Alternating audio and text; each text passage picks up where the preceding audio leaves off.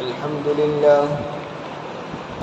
لله وكفى وسلام على عباده الذين اصطفى أما بعد فأعوذ بالله من الشيطان الرجيم بسم الله الرحمن الرحيم يا أيها الرسل كلوا من الطيبات واعملوا صالحا إني بما تعملون عليم وإن هذه أمتكم أمة واحدة وأنا ربكم فاتقون فتقطعوا أمرهم بينهم زبرا كل حزب بما لديهم فرحون فذرهم في غمرتهم حتى حين أيحسبون أنما نمدهم به من مال وبنين نسارع لهم في الخيرات بل لا يشعرون إن الذين هم من خشية ربهم مشفقون والذين هم بآيات ربهم يؤمنون والذين هم بربهم لا يشركون والذين يؤتون ما آتوا وقلوبهم وجلة أنهم إلى ربهم راجعون أولئك يسارعون في الخيرات وهم لها سابقون صدق اللہ العظیم۔ گزشتہ آیتوں میں انبیاء علیہم الصلاۃ کے واقعات ذکر کیے گئے تھے۔ آگے اللہ تعالیٰ اپنے رسولوں کو حکم دیتے ہیں اور رسولوں کے واسطے سے امتیوں کو یہ حکم ہے، یا ایھا الرسل، اے میرے رسولو۔ اللہ تعالیٰ قرآن کریم میں حضور اکرم صلی اللہ علیہ وسلم پر یہ نازل کرتے، گویا یوں کہتے ہیں کہ ہر زمانے میں اپنے اپنے وقت میں رسولوں کو ہم نے یہ حکم دیا تھا۔ ظاہر سی بات ہے تمام رسول ایک ساتھ تو نہیں آئے تھے کہ سب کو ایک ساتھ حکم دیا ہوئے میرے رسولوں، یعنی ہر زمانے میں جب جب نبی آئے ہر نبی کو ہم نے یہ حکم دیا تھا، یا ایھا الرسل، اے میرے رسولو، کلوا من الطیبات واعملوا صالحا، دو چیزوں کا حکم دیا کہ تم پاکیزہ اور عمدہ چیزوں میں سے کھاؤ اور نیک اعمال کرو۔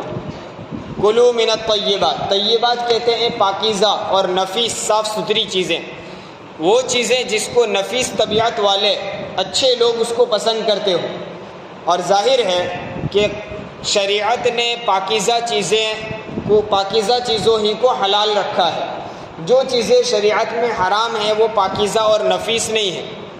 اچھی طبیعت والے لوگ اس کو پسند طبعاً بھی نہیں کریں گے، شرعاً تو وہ جائز نہیں، طبعاً بھی لوگ اس کو پسند نہیں کریں گے، گھن آئے گی، وہ چیزیں شریعت میں ناجائز ہیں۔ تو طیبات کا مطلب ہوا پاکیزہ بھی ہو اور حلال بھی ہو۔ تو اب آیت کا مطلب ہوا کہ میرے رسولو تم پاکیزہ اور حلال چیزوں کو کھاؤ، ایک چیز کا یہ حکم ہے۔ اس میں ان لوگوں پر رد بھی ہے، ان لوگوں کا انکار بھی ہے جو یوں کہا کرتے تھے کہ رسول ایسے کیسے ہو سکتا ہے کہ وہ کھاتا اور پیتا ہو، جیسا کہ گزشتہ آیتوں میں آیا، قوم کے سرداروں نے کہا یأکلوا مما تأکلون، وہ رسول انہی چیزوں کو کھاتے ہیں جس میں سے تم کھاتے ہو، ویشرب مما تشربون، اور وہ وہی پیتے ہیں جو تم پیتے ہو۔ ان کا گمان یہ تھا کہ رسول کھاتا پیتا نہیں ہونا چاہیے، انسانوں کی طرح نہیں ہونا چاہیے۔ اللہ کہتے ہیں ہم نے خود رسولوں کو حکم دیا، یا ایھا الرسول کلوا من الطیبات، اے میرے رسولو تم پاکیزہ اور حلال چیزوں میں سے کھاؤ۔ اس سے ایک بات یہ بھی سمجھ میں آئی کہ جن مذاہب میں اپنے علاقے، شہر اور لوگوں سے الگ تھلگ ہو کر جنگل میں اور پہاڑ کی چوٹیوں پر رہ کر زندگی گزارنا، جس کو سنیاس لینا بولتے ہیں، کہ کوئی آدمی ان کا پنڈت یا ان کا سادھو سنیاس لے لیتا ہے، اب کھاتا پیتا نہیں ہے، فاقوں پر فاقے برداشت کرتا ہے، لوگوں سے ملنا جلنا بند، گھر والوں کے پاس بھی آنا نہیں، بس اکیلا رہ کر اپنے دھرم کی عبادت کرتے رہنا، جس کو وہ سنیاس بولتے ہیں، اس کو اردو میں رہبانیت بولتے ہیں۔ یہ بھی شریعت اسلامیہ میں درست نہیں۔ اللہ تو رسولوں کو یہ حکم دے رہا ہے کھانے کا، رسولوں سے بڑھ کر اللہ کا کوئی نیک بندہ اور ولی نہیں ہو سکتا۔ تو جب رسولوں کو کھانے پینے کا حکم ہے یعنی رہبانیت نہیں ہے، لا رہبانیت فی الاسلام۔ تو بہرحال اس سے یہ معلوم ہوا کہ مذہبی اسلام میں رہبانیت نہیں ہے، یہاں تو ہم معاشرے کے ساتھ، انسانوں کے ساتھ مل جل کر رہیں گے، نکاح بھی ہوگا، شادی بیاہ بھی ہوگی، بیوی بچوں کے ساتھ رہنا، ان کی ضروریات پوری کرنا، اپنی ضروریات پوری کرنا، کھانا پینا، معاشرے میں گھل مل کر رہنا اور اس کے ساتھ عبادت کرنا، یہ اصل ہے۔ تو یا ایھا الرسل کلوا من الطیبات، پاکیزہ چیزوں کو کھاؤ، حلال چیزوں کو کھاؤ، اور دوسرا حکم دیا واعملوا صالحا، اور نیک اعمال کرو۔ مفسرین نے یہاں ایک نقطہ لکھا ہے کہ حلال چیزیں کو کھانے کا حکم دیا اور اس کے فوراً بعد اس کے ساتھ ہی نیک اعمال کا حکم دیا۔ ان دونوں میں آپس میں جوڑ ہے کہ جیسا پیٹ میں جائے گا ایسے اعمال صادر ہوں گے۔ اگر پاکیزہ اور حلال رزق کھائے گا تو اس کے اندر نیک اعمال کے جذبات بھی پیدا ہوگے، اس لیے کہا واعملوا صالحا، نیک اعمال کرو۔ اگر پیٹ میں جانے والی غذا حرام ہے یا مشکوک ہے تو اس سے صادر ہونے والے اعمال بھی ایسے ہی ہوں گے۔ اب نیکی کے جذبات نہیں رہیں گے، نیک اعمال کرنے کی توفیق نہیں ملے گی، اور اگر توفیق ملی تو اس میں دل نہیں لگے گا، اس میں مزہ اور حلاوت نہیں آئے گی، اس کی چاشنی محسوس نہیں ہوگی، اب وہ صرف روٹین کی عبادت کر لے گا۔ اس لیے پاکیزہ حلال رزق کھانے کا اہتمام کریں جس سے ہمارے اعمال بھی نیک صادر ہوں گے۔ یہ کلوا من الطیبات واعملوا صالحا، اس کے بغیر نہیں ہو سکتا، چونکہ رزق کا پیٹ میں جانے والی غذا کا اثر ضرور ہوتا ہے۔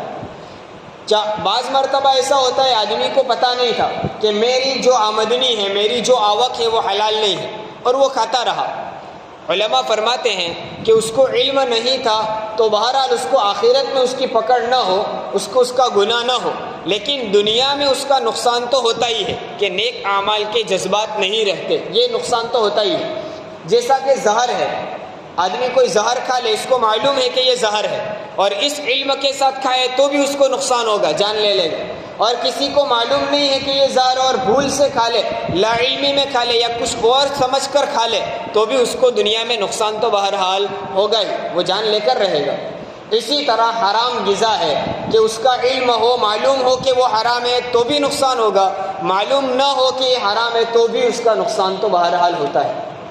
اس لیے ہم سب اپنی آمدنی پر غور کریں کہ کہیں میری آمدنی میں ذرہ برابر بھی کھوٹ تو نہیں ہے، کسی کو جھوٹ بول کر کوئی مال بیچ دیا ہو، دھوکہ دے کر ہم نے کوئی آمدنی حاصل کر لی ہو، ناپ تول میں کمی کر لی ہو، یا جس طرح سے ہم کماتے ہیں، جن لوگوں سے ہم آمدنی لیتے ہیں ان کا حق پورا ادا کرتے ہیں یا نہیں۔ جیسا کہ امانت کے بیان میں آیا تھا، جو ذمہ داری ہم اپنے سر لیں اور اس ذمہ داری کو پورا کرنے کی ہم نے ذمہ داری لے لی اور لوگوں نے ہمیں ہمارے اوپر بھروسہ کر کے وہ ذمہ داری دے دی، اس کے بدلے میں ہمیں آمدنی ملتی ہے، اس ذمہ داری کو پورا نبھانا ضروری ہے۔ وہاں وقت میں کٹوتی کرے یا کام میں کوئی کوتاہی کرے تو وہ امانت میں خیانت ہوگا۔ تو اب اس آمدنی مشکوک ہو گئی کہ تم جو پیسہ لیتے اور کام پورا نہیں کرتے تو وہ پیسہ حلال کیسے ہوا؟ اس لیے پاکیزہ حلال رزق کا اہتمام جتنا ہوگا اتنا نیک اعمال کی توفیق بھی ملے گی۔ انی بما تعملون علیم، اللہ فرماتے یقیناً میں تمہارے اعمال کی پوری خبر رکھتا ہوں، جو کچھ تم اعمال کرتے ہو اس سے میں پوری طرح واقف ہوں۔ تم حلال کماتے ہو یا حرام اس کا مجھے علم ہے، اور تم جو اعمال کرتے ہو وہ اعمال کسی کو دکھلانے کے لیے کرتے ہو یا اللہ کے لیے کرتے ہو اس کا مجھے علم ہے۔ یہ دو چیزیں ذکر کی، پاکیزہ رزق اور نیک اعمال، اس کے فوراً بعد کا انی بما تعملون علیم، کہ میں تمہارے اعمال کو اچھی طرح جانتا ہوں۔ اس لیے اخلاص کے ساتھ اللہ کے لیے اعمال کرنے ہیں۔ وَإِنَّ هَذِهِ أُمَّتُكُمْ أُمَّةً وَاحِدَةً وَأَنَا رَبُّكُمْ فَاتَّقُونِ۔ امت کا ایک معنی مشہور ہے، جماعت کو، ایک نبی کے ماننے والے تمام لوگوں کو امت کہا جاتا ہے۔ اسی طرح امت کا ایک معنی شریعت کا ہے، دین۔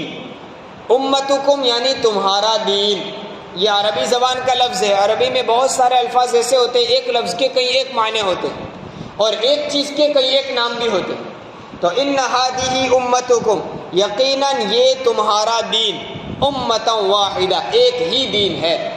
بہت اہم بات ایک آیت کے ایک ٹکڑے میں، آدھی آیت میں اللہ تعالیٰ نے بیان کر دی کہ تمہارا دین سب کا دین۔ دیکھیے تمام رسولوں کو کہا ہے، ایک رسول کو نہیں، یعنی صرف محمد صلی اللہ علیہ وسلم کا لایا ہوا دین ایک دین ہے اور دوسرے انبیاء جو پہلے آئے تھے ان کا دین الگ تھا، ایسا نہیں۔ سب کا دین، سب کا مذہب ایک ہی ہے۔ ان هذه، یہی تمہارا دین ہے۔ آگے آ رہا ہے وہ کیا، وہ یہی تمہارا دین اور یہی تمہارا اسلام ہے، وہ ایک ہی اسلام اور ایک ہی دین ہے۔ آدم علیہ السلام سے لے کر نبی اکرم صلی اللہ علیہ وسلم تک تمام انبیاء کا دین ایک ہی تھا۔ یہ بات ہمیں اپنے ذہن میں بٹھانی ہے۔ دیکھیے دین کس کو کہتے ہیں اور شریعت کس کو کہتے ہیں وہ سمجھ جائیں گے تو بات سمجھنا آسان ہوگا۔ ایک ہے شریعت اور ایک ہے دین۔ دین کہتے ہیں اصولی باتیں، قانون کی باتیں۔ تمام انبیاء کا دین ایک ہی تھا، اس لیے سب نے ایک ہی دعوت دی، جیسا کہ ہم نے گزشتہ انبیاء کے واقعات پڑھے، اعبدوا اللہ ما لکم من الہ غیرہ، تم اللہ ہی کی عبادت کرو، تمہارے لیے اللہ کے علاوہ کوئی معبود نہیں۔ آدم علیہ السلام سے لے کر آخری نبی تک کوئی نبی ایسا نہیں ہے جنہوں نے اس کے علاوہ الگ دعوت دی۔ سب کا دین ایک ہی تھا، اللہ کی عبادت کرو، اللہ کی اطاعت کرو، اللہ کی ماننا، وقت کے رسول کی ماننا، سب کا دین اور مذہب ایک ہی ہے۔ آدم علیہ السلام نے بھی اپنی اولاد کو، امت کو یہ سمجھایا، پھر حضرت شیس علیہ السلام، نوح علیہ السلام، ابراہیم، اسماعیل، اسحاق، یعقوب، یوسف، عیسیٰ، موسیٰ، انبیاء علیہ السلام، تمام کا مذہب ایک ہی تھا۔ اس لیے یہ جو لوگوں کے ذہنوں میں ہے کہ ہمارا دین اور اسلام 1400 سال سے ہیں، یہ بات غلط ہے۔ دین 1400 سال سے نہیں ہے، اسلام 1400 سال سے نہیں ہے۔ اسلام اس وقت سے ہے جب سب سے پہلا انسان آدم کو اللہ تعالیٰ نے بنایا، اس وقت سے اسلام ہے اور آج تک موجود ہے، قیامت تک رہے گا۔ اگر دین اور اسلام نہ رہا تو قیامت آ جائے گی۔ اس لیے یہ کہنا کہ اسلام 1450 سال سے ہیں، جیسا کہ ہنود کا اعتراض ہے کہ چلو تمہارا مذہب مان لو تو بہت تو 1450 سال، اس سے پہلے تمہارا تو مذہب ہی نہیں تھا، تمہارا تو اسلام تھا ہی نہیں، اس لیے تمہارے آبا و اجداد جو 1400 سال پہلے تمہارے باپ دادا تھے وہ کون سے دھرم کے تھے؟ وہ تو ہمارے مذہب ہندو دھرم کے تھے، اور پھر 1400 سال پہلے تمہارے نبی آئے اور انہوں نے یہ دعوت دی اور پھر تم اسلام لے آئے، تو تمہارا اصل مذہب تو ہندو ہے۔ یوں کر کے ہمارے نوجوانوں کو سمجھا جاتا ہے، اور لوگ بھی یہی سمجھتے ہیں کہ ہاں ہم تو 1400 سال سے آپ صلی اللہ علیہ وسلم کا لایا ہوا دین 1400 سال سے ہیں، تو اس سے پہلے تو ظاہر سی بات ہے ہمارے باپ دادا جو ہماری نسل کے تھے وہ بھی بت پرستی کرتے ہوں گے۔ اب ان کو پوائنٹ ملتا ہے، وہ کہتے ہیں دیکھیے تمہارا اصل مذہب ہندو تھا، تم نے اپنا دھرم پھیر لیا ہے، اب واپس ہمارے دھرم میں اصل تمہارے باپ دادا کے مذہب میں آ جاؤ، گھر واپسی کرو۔ یہ گھر واپسی ان کو کرنے کی ضرورت ہے کہ اصل دین اور مذہب آدم علیہ السلام کا لایا ہوا تھا، وہی تمام انبیاء کا دین تھا، اس میں کوئی فرق نہیں۔ شریعت میں فرق تھا۔ شریعت کس کو کہتے ہیں؟ اعمال، جو ہر زمانے کے اعتبار سے اعمال میں فرق رہا۔ کسی زمانے میں نماز کا حکم تھا، ہمارے پہلے کی امتوں میں نماز فرض نہیں تھی، ہماری شریعت میں نماز فرض کی گئی، یہ شریعت ہے۔ زکوٰۃ کی ادائیگی میں فرق تھا، عبادت کرنے کے طریقے الگ تھے، یہ زمانے کے لحاظ سے تھا، اور یہ تو ہماری رہن سہن بھی ہر زمانے میں بدلتی ہے۔ ہمارے باپ دادا پردادا کی زمانے کی داستانیں پڑھو تو بالکل بیچارے سادہ مزاج تھے۔ اب جو زمانہ ترقی کرتا ہے، لوگوں کی رہن سہن تبدیلیوں میں فرق آتا ہے۔ پہلے لوگ کئی کلومیٹر چل کر سفر کر لیا کرتے تھے، یہاں سے دیہاتوں میں باڑیوں میں جاتے چل کر 15-20 کلومیٹر کا سفر کر لیتے تھے اور گھنٹوں میں کر لیتے تھے۔ اب ہم کو یہاں سے چوک پہ جانا ہو تو گاڑی کی ضرورت پڑتی ہے۔ تو وہ تو ہر ایک کا طریقہ بدلتا ہے، زمانے کے اعتبار سے طریقے تبدیل ہوتے ہیں، ورنہ دین اور مذہب ایک ہی ہے۔ تو سب سے پہلے انسان آدم علیہ السلام کو اللہ نے اس دنیا میں بھیجا اور وہی دین دے کر بھیجا کہ اللہ کی عبادت کرو، اور ان کے بعد تمام انبیاء نے وہی دین اختیار کیا، اور ہمارے آقا محمد الرسول اللہ صلی اللہ علیہ وسلم نے بھی اسی دین کی دعوت دی۔ تو اصل مذہب جس مذہب پر ہیں ہم، وہی اصل دین ہے۔ تبدیلی تو تمہارے دین میں آئی ہے، دوسروں کے، ہمارا مذہب تو وہی ہے جو پہلے تھا، اس لیے ہمارا مذہب 1400 سال سے نہیں ہے۔ جس وقت سے دنیا قائم ہوئی اس وقت سے وَإِنَّ هَٰذِهِ أُمَّتُكُمْ أُمَّةً وَاحِدَةً، یہ تمہارا مذہب، تمہارا دین ہے جو ایک ہی دین ہے، اور اس دین میں کیا ہے؟ وَأَنَا رَبُّكُمْ فَاتَّقُونِ، اللہ کہتے ہیں میں تمہارا پروردگار ہوں، پس تم مجھ سے ڈرو۔ یہی دین سب کا ہے، تمام انبیاء نے یہی دعوت دی ہے کہ تم اللہ سے ڈرو، اللہ کی اطاعت کرو، اللہ کی بات مانو۔ تو پھر ہمارے گھر واپسی کی ضرورت کیا؟ ہم تو خود گھر پر ہیں، تم باہر نکل گئے، تم کو گھر آنے کی ضرورت ہے۔ تو یہ بات مسئلہ ذہن نشین رکھیں۔ یہ ارتداد کا جو ایک ریلا چلا ہے، مختلف طریقوں سے لوگوں کو مرتد کرنا چاہتے ہیں، مذہب اسلام چھڑوا کر ہندو بنانا چاہتے ہیں، اس وقت ہمیں یہ تعلیم ہونی، یہ فائدے ہوتے ہیں قرآن کی مجلسوں کے، یہ فائدے ہوتے ہیں تفسیر قرآن کے، اور اس لیے محنت کی جاتی ہے کہ ہر مسجد میں ایسی مجلسیں ہوں، لوگوں کو پتہ چلے اصل دین کیا ہے، خود ہم سمجھے تو صحیح، ہمارے پاس قرآن جیسی نعمت ہو اور ہم خود نہ پڑھیں اور غیر اس کو پڑھ کر ہم کو غلط سکھائیں، اس کے بجائے ہم خود اپنے علماء سے سیکھیں اور اس کو صحیح طور پر سمجھیں۔ تو انا ربکم، اللہ فرماتے ہیں میں تمہارا پروردگار ہوں، فاتقون، تم مجھ سے ڈرو، میری اطاعت کرو۔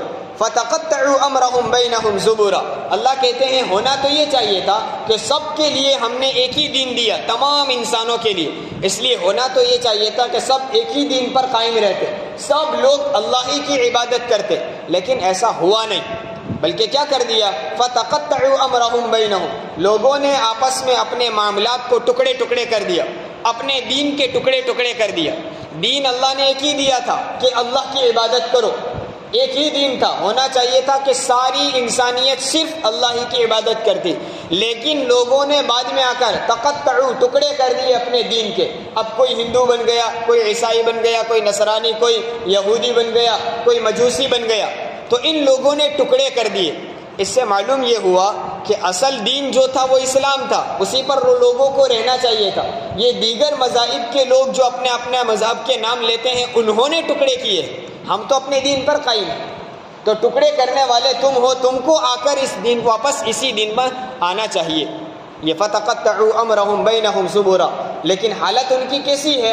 خود پہلے انہوں نے اللہ کے دیے ہوئے دین میں ٹکڑے کر دیے، کسی نے بت کی پوجا شروع کر دی، کسی نے سورج کی پوجا شروع کر دی، کسی نے درخت کو اپنا معبود بنا لیا، کسی نے آگ کے سامنے سر ٹیکنا شروع کر دیا۔ یہ ان لوگوں نے ٹکڑے تو کیے، ایک ستم اور ظلم یہ تھا، لیکن اس پر مزید ظلم کیا ہوا؟ کل حزب بما لدیہم فرحون، ہر گروہ، ہر پارٹی، ہر مذہب اپنے پاس جو مذہب ہے اس پر خوش بھی ہے، بما لدیہم، جس مذہب کو انہوں نے اپنا لیا ہے، حالانکہ وہ اصل مذہب نہیں ہے، اصل دین تو ایک ہی ہے، لیکن ان کے گمان میں انہوں نے اپنا اپنا مذہب جو کچھ اپنا لیا، تو ہر مذہب والا اپنے مذہب پر خوش ہے کہ ہم جو کر رہے ہیں وہ صحیح ہے۔ ایک تو انہوں نے اللہ کے دیے ہوئے دین کو ٹکڑے کر دیا اور اللہ کو چھوڑ کر دوسروں کی عبادت شروع کر دی، اور پھر اس پر جس کی عبادت کرتے ہیں اس پر وہ خوش بھی ہے۔ جب اس پر وہ خوش ہے، مطمئن ہے، تو ان کو ہدایت کیسے ملے گی؟ وہ تو سمجھتے ہیں کہ ہم جو کر رہے ہیں وہی صحیح ہے۔ جو آدمی کسی کام کو کرتا ہو اور اس کو اس بات کا یقین ہو کہ میں جو کر رہا ہوں وہ غلط ہے، تو اس کو کبھی نہ کبھی احساس ہوگا بھئی چلو یہ غلط کام اب تو چھوڑ دے، سالہ سال ہو گئے۔ لیکن جس کام کو وہ کرے اسی کو صحیح سمجھے، اسی کو عبادت سمجھے، تو اس کو چھوڑنے کی کبھی توفیق نہیں ملے گی۔ یکل حزب بما لدیہم فرحون۔ اب اللہ تعالیٰ نے اپنے محبوب کو کہا کہ دیکھیے یہ ہر زمانے میں ہوا، لوگوں نے اللہ کے دیے ہوئے دین کے ٹکڑے کر دیے، تم ان کے ساتھ کیا کرو؟ فذرہم فی غمرتہم حتی حین، ان کو ان کی گمراہیوں میں چھوڑ دو۔ چھوڑ دو کا مطلب یہ نہیں ہے کہ اب ان کو دین کی دعوت مت دو، ان کو ان کی گمراہی میں چھوڑ دو کا مطلب یہ ہے کہ اب ان کو دین کی دعوت دیتے رہو، لیکن نہیں مانتے تو کوئی نہیں، چھوڑ دو، دیکھ لیں گے کیا حال ہوتا ہے۔ جیسا کہ کوئی بچہ کوئی بڑے کی بات نہ مانتا ہو، اسے بار بار سمجھایا جائے، یا کوئی شاگرد استاذ کی بات نہ مانتا ہو، یا پڑھائی میں محنت نہ کرتا ہو، اس کو بار بار سمجھائے، اس طرح یاد کرو، اس طرح وقت لگاؤ، فلاں وقت پر آؤ، فلاں طرح یاد کرو وغیرہ، بہت سمجھائے، روزانہ سمجھاتے رہے، لیکن مانتا نہیں، غفلت کرتا رہا، تو پھر باپ یا استاذ کیا کہے گا؟ ٹھیک ہے چھوڑ دو، جو کرنا ہو کر، پھر دیکھا جائے گا، امتحان آئے گا تب پتہ چلے گا۔ تو چھوڑ دینے کا مطلب نہیں کہ آزادی نہیں ہے کہ جو کرنا ہو اب کرو، جب موقع آئے گا پکڑ کا تب ہم دیکھ لیں گے۔ اللہ تعالیٰ کہتے ہیں کہ نہیں ماننا ہے، کچھ نہیں، تم اپنی ہٹ درمی پر چلتے رہو، حتی حین، ایک مدت تک، یعنی موت تک۔ جب موت آئے گی تو ساری حقیقتیں کھل جائے گی، پھر پتہ چلے گا کہ ہمیں ماننا چاہیے تھا یا ہم نہ مانے اور ہم اپنی ہٹ درمی پر رہے، وہ صحیح تھا یا رسولوں کی بات صحیح تھی، وہ اس وقت سمجھ میں آ جائے گا۔ تو فذرہم فی غمرتہم، ان کو ان کی گمراہی میں چھوڑ دو، حتی حین، ایک مدت تک۔ پھر اللہ تعالیٰ کہتے ہیں ان کافروں کے بارے میں، ایحسبون انما نمدہم بہ من مال وبنین، کیا وہ لوگ یوں سمجھتے ہیں کہ ہم نے جو کچھ ان کو مال دیا اور اولاد دی، بنین کا معنی ہوتا ہے بیٹے، مال کا معنی مال، ہم نے جو کچھ مال اور بیٹے ان کو دیے تو اس سے ہم ان کو فراوانی پہنچانا چاہتے ہیں، نسارع لہم فی الخیرات، ہم دوڑ دوڑ کر جلدی جلدی ان کو بھلائیاں دینا چاہتے ہیں، ایسا ان کا گمان ہے۔ یہ ایک سوال ہے، سوال سے مراد نفی کرنا ہے، منع کرنا ہے کہ کیا تم یہ سمجھتے ہو کہ ہم نے تم کو مال بھی دے دیا اور ہم نے تم کو اولاد سے بھی نوازا تو تم کو دنیا کی بہت ساری خیریں مل گئی، ہم تم کو خیر اور بھلائی دینا چاہتے اس لیے دیا، ایسا تمہارا گمان ہے؟ اگر تمہارا یہ گمان ہے تو غلط ہے۔ اس سے معلوم ہوا کہ دنیا کی مال و دولت کا مل جانا، اولاد کا مل جانا، یہ اللہ کے یہاں مقبولیت کی علامت نہیں ہے۔ بہت سی مرتبہ دیکھا جائے گا اللہ کے نافرمان ہوں گے بلکہ کافر ہوں گے، لیکن دنیاوی اعتبار سے بڑے خوشحال ہیں اور اولاد بھی دی ہے، اور اولاد بھی ایسی ہیں جو فرما بردار ہے، ہر وقت جی حضور اور جی ابا کہہ کر حاضر رہتی ہے، ہر وقت خدمت کے لیے حاضر رہتی ہے۔ اور دوسری طرف بسا اوقات دیکھا جاتا ہے کہ کوئی آدمی نیک ہے لیکن اس کی اولاد نافرمان ہے، تو اللہ تعالیٰ کہتے ہیں کیا تم کو فرما بردار اولاد مل گئی حالانکہ تم اللہ کے نافرمان ہو، تو اس سے تم یہ سمجھتے ہو کہ اللہ تعالیٰ تم کو خیر اور بھلائی دینا چاہتے ہیں؟ ایسا نہیں ہے۔ بل لا یشعرون، بل نہیں بلکہ، یعنی ایسا نہیں ہے کہ تم کو ہم جلدی جلدی خیر دینا چاہتے ہو، بلکہ تم کو سمجھ میں نہیں آتا ہے۔ لا تشعرون، تمہاری سمجھ سے باہر ہے۔ کیا سمجھ سے باہر ہے؟ یہ جو کچھ فراوانیاں ہم نے تم کو دی ہے یہ اس لیے دی ہے کہ مزید تم کو نافرمانی کے اسباب ملے، مزید تم کو گناہ کرنے کے موقع ملے۔ کچھ کی کچھ پریشانی ہے نہیں، ہر طرح کے اسباب موجود ہے، نافرمانی کرنے کے اسباب موجود ہے، اور مال و دولت کے گھمنڈ میں تم یہ سمجھتے ہو کہ ہمیں کوئی نقصان نہیں پہنچا سکتا تو ہم نے اور دیا تاکہ تم اور نافرمانی کرو اور گناہ کرو اور اللہ کو ناراض کرو، تو جتنا ناراض کرو گے اتنی سخت سزا ہم تم کو دے سکیں۔ تو تمہاری سزا کی سنگینی بڑھانے کے لیے، تمہارے عذاب کو بڑھانے کے لیے ہم نے یہ موقع دیے کہ اور گناہ کر لو، یہ تھوڑے میں تھوڑی سزا کیا مزہ آئے گا، اور بھی گناہ کرو اور سزا پاؤ، اس لیے ہم نے یہ دیا ہے۔ تو یہ ہے بل لا یشعرون ان الذین هم من خشیۃ ربهم مشفقون۔ آگے کہا کہ ان کے علاوہ کچھ اور لوگ ہیں، یہ تو نافرمان ہیں جن کو ہم نے مہلتیں دی ہے، ان کے برخلاف کچھ نیک لوگ کون ہیں؟ ان الذین هم من خشیۃ ربهم مشفقون، یقیناً وہ لوگ کہ جن کو اپنے رب کا خوف اور خشیت محسوس ہوتی ہے، ان کے دلوں میں اللہ کا خوف ہے۔ ان الذین هم من خشیۃ ربهم، اپنے پروردگار کی خشیت یعنی دل میں قسم کا خوف ہونا، کہیں میرا رب ناراض نہ ہو جائے۔ ربهم مشفقون، شفقت کا معنی ایک ہوتا ہے ڈر، جیسے ہم کہتے ہیں نا بچوں پر شفقت کرنا، تو شفقت میں ڈر کا پہلو شامل ہوتا ہے۔ کیوں؟ کہ کہیں ہمارا بیٹا ضائع نہ ہو جائے، کہیں وہ گناہوں میں مبتلا نہ ہو جائے یا دنیاوی اعتبار سے نقصان نہ اٹھا لے، تو باپ شفقت کرتا ہے، اس پر ڈرتا ہے اور اس کو سمجھاتا ہے۔ تو شفقت کے اندر ڈر کا پہلو ہوتا ہے۔ کہتے ہیں اللہ والے کچھ وہ ہیں جن کے دلوں میں اللہ کا خوف، ہمیشہ اللہ کی خشیت رہتی ہے، وہ ڈرتے ہیں اللہ سے کہ کہیں اللہ ہم سے ناراض نہ ہو جائے۔ دوسری چیز بتائی انہیں اللہ نیک لوگوں کے بارے میں، والذین هم بآیات ربهم یؤمنون، اور وہ لوگ ہیں جو اپنے پروردگار کی آیتوں پر یعنی اللہ کی نشانیوں پر ایمان رکھتے ہیں۔ آیتوں سے مراد قرآن کی آیتیں بھی اور اللہ کی بنائی ہوئی نشانیاں، اللہ کی قدرت کی نشانیوں پر وہ یقین رکھتے ہیں، ایمان رکھتے ہیں۔ تیسری صفت بیان کی والذین هم بربهم لا یشرکون، اور وہ اپنے پروردگار کی ناشکری نہیں کرتے۔ یہ کفار کے مقابلے میں نیک لوگوں کی حالت بیان کر رہے ہیں کہ ان کے دلوں میں اللہ کا خوف ہوتا ہے اور وہ اللہ کی نشانیوں پر ایمان رکھتے ہیں اور وہ اپنے رب کی ناشکری نہیں کرتے۔